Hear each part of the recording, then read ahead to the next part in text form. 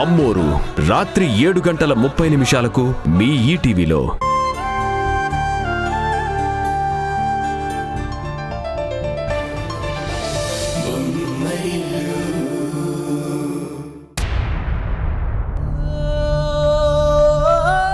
చివరి నిమిషంలో ఆ నిజాలు సాక్ష్యాలు కిరణ్ కంటపడి ఆ పెళ్లి ఆగిపోయింది. ఆ పల్లవి ఎవరో కాదు, నిషా. నిషా ప్లాస్టిక్ సర్జరీతో రూపం మార్చుకుని పల్లవిగా మన మధ్యలోకి వచ్చింది.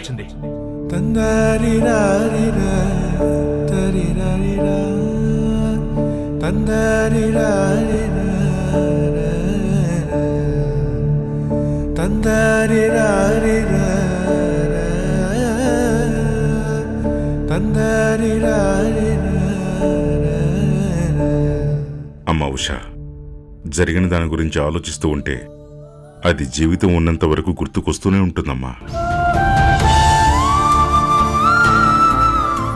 మనం ఎప్పుడైతే ఆలోచన ఆపుతామో అప్పుడే ఆ బాధ కూడా ఆగుతుంది. అందుకే నువ్వు వీలైనంత తొందరగా నీ మనసు మార్చుకుని ఆ బాధని మర్చిపోవాలమ్మా. అంత తేలిగ్గా ఎలా మర్చిపోగలను మావయ్య? వంటికి తగిలిన గాయం అయితే చిన్న నొప్పితో పోతుంది. ఇది గుండెకి తగిలిన గాయం. మారడానికి సమయం పడుతుంది. నీ బాధ సహించలేనిదే అయినా నీకున్న సహనానికి అది సద్దుమణుగుతుందమ్మా. అందుకే నువ్వు ఈ బాధ నుంచి బయటపడాలంటే ముందు నువ్వు మామూలు మనిషిగా మారాలి.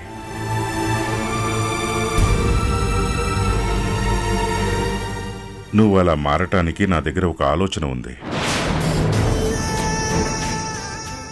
ఏంటి మావయ్య అది? మన ఉషా రియల్ ఎస్టేట్ బిజినెస్ ని చూస్తున్న సంజయ్కి నువ్వు సహాయంగా ఉండమ్మా. వాడితో కలిసి నువ్వు కూడా మన బిజినెస్ వ్యవహారాలు దగ్గరుండి చూసుకో. అలా అయినా నువ్వు కొంతవరకు ఈ ఆలోచన నుంచి బయటకు వస్తావు. ఒకవేళ నీకు బిజినెస్ చూసుకోవడం ఇష్టం లేకపోతే ఇంతకు ముందులా తిరిగి సినిమాల్లో పాటల రచయితగా నీ ప్రయాణం మళ్లీ మొదలుపెట్టమ్మా. అవునమ్మా ఉషా, నీ చేతిలో ఉన్న సరస్వతికి నీ మనసులో ఉన్న భావం తోడైతే నువ్వు మునపటిలా మారచ్చు.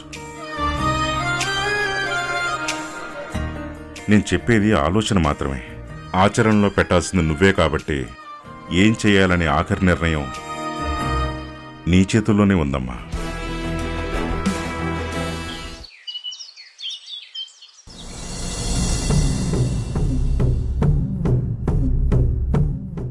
మూడు ముళ్ల బంధాన్ని నేను శాశ్వతంగా దూరం చేసుకుంటున్నాను.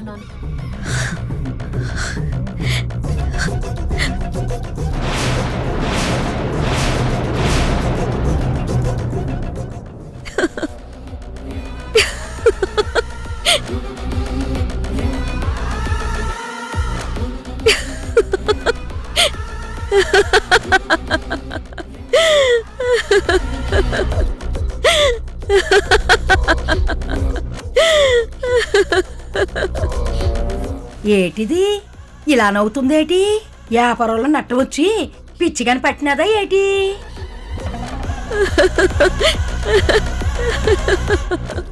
మేఘనా, అంత సంబరపడిపోతున్నావు ఏటైనదేటి? నా శత్రువు కిరణ్మయ్ కుటుంబంలో భూకంపం వచ్చింది. ఆ భూకంపానికి కిరణ్ ఉషాల జీవితం కుప్పకూలిపోయింది.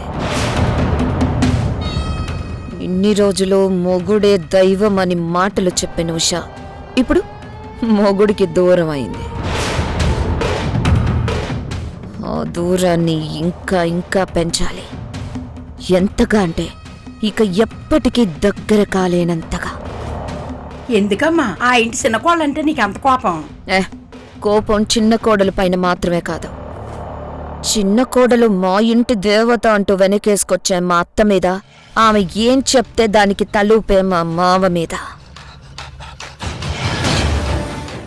పెద్ద కోడల్ని నేనుండగా నాకివ్వని గౌరవం దానికిచ్చారు అంటే వాళ్ల నమ్మకం అది నాకన్నా గొప్పదనేగా. అందుకే వాళ్ల నమ్మకాన్ని వమ్ము చేశాను.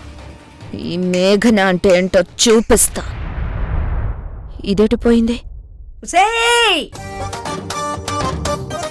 పోతావే, నాశనం అయిపోతావే నీ జమ్మోడా.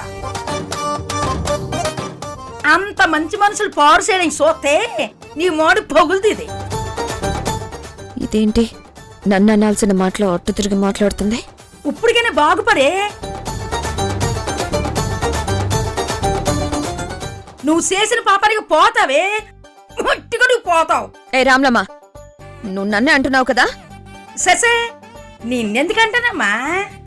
టీవీ సీరియల్లో నీలాంటి కోళ్ళు ఒకటి అత్తామామని ఎలగొట్టి తోడుగల భర్తను దూరం చేసి మొగుడిని ఇంట్లో నుంచి ఎలగొట్టేసేసి ఒంటికని రాచేసిలాగా అలా మిగిలిపోనదట. దాన్ని తిడుతున్నాను. ఓవర్ యాక్షన్ ఆపు. నువ్వెవరిని అంటున్నావో నాకు అర్థమైంది. అర్థమైనది కదా, సంతోషం. ఛ! Hello daddy. ఆ తరుణ్గాడు తప్పించుకుని వచ్చాడన్నావు. ఏం జరిగిందమ్మా? పెళ్లి పూర్తయిందా? హ, ఇంకెక్కడ పెళ్ళి? వాడు తీసుకొచ్చిన సాక్ష్యాలు చివరికి కిరణ్ కంటపడ్డాయి. పల్లవి అని నిషా అని వాడు గుర్తుపట్టేశాడు. దాంతో పెళ్లి ఆగిపోయింది. ఓ, నిన్ను నమ్మి చేసిన పొరపాటుకి ఆ నిష ముందు నా పరువు పోయింది.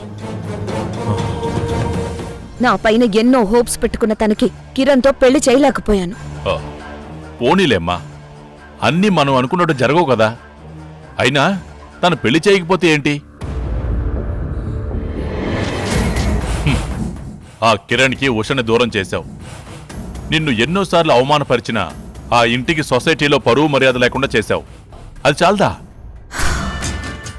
అవును డాడీ, నేను అనుకున్నది చేయడానికి ఇది నేను వేసిన మొదటి అడుగు మాత్రమే. ఇక మీదట ఆ నిషాన్ని అడ్డం పెట్టుకుని వాళ్ళని ఆడించే ఆటకి ఆ ఇల్లే కాదు, ఆ వంశం మొత్తం పునాదులతో సహా తుడిచిపెట్టుకుపోవాలి. ఆ కిరణ్ గాడు మొత్తం, సంజయ్ గాడి పరువు మొత్తం తీసేయాలి. అప్పుడుగా నా కూతురికి మనశ్శాంతి ఉండదు. నా పేరు వింటే వణుకు పుట్టేలా చేసి ఈ నిష అంటే ఏంటో చూపిస్తా. నేను కూడా అంతే.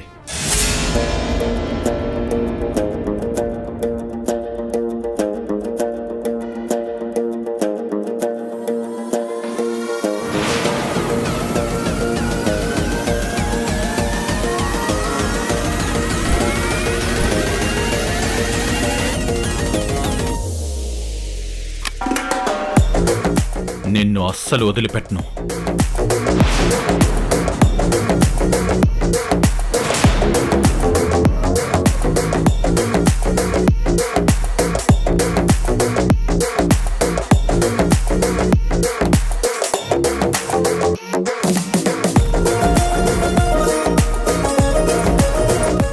ఏంటి నిషా, పాత జీవితం కొత్తగా ఉందా?